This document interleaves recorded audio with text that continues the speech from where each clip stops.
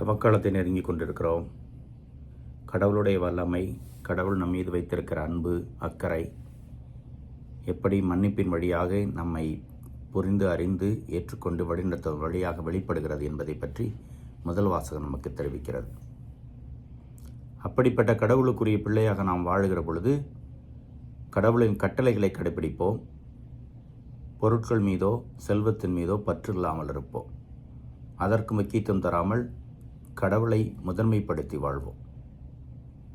நாம் வாழ்கின்ற இந்த உலகம் மிகவும் வித்தியாசமானது. பணம், பொருள், இடம், அந்தஸ்து இதெல்லாம் இல்லை என்றால் வாழ்வே இல்லை. அது தேவை. இப்படிப்பட்ட மனநிலையோடு அதை நோக்கி ஓடிக்கொண்டிருக்கிற மனிதர்களோடு நாமும் வாழ்ந்து கொண்டிருக்கிறோம். நாமும் ஒருவராக கூட இருக்கலாம். நம்முடைய மனநிலை எப்படி இருக்கிறது என்பதை ஆய்வு செய்து பார்த்துக்கொள்வோம்.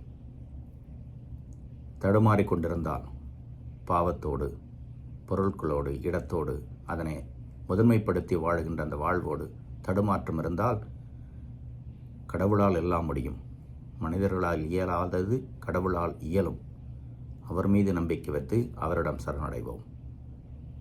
இறைவன் என்றும் வாழ்த்து பெறுவாராக.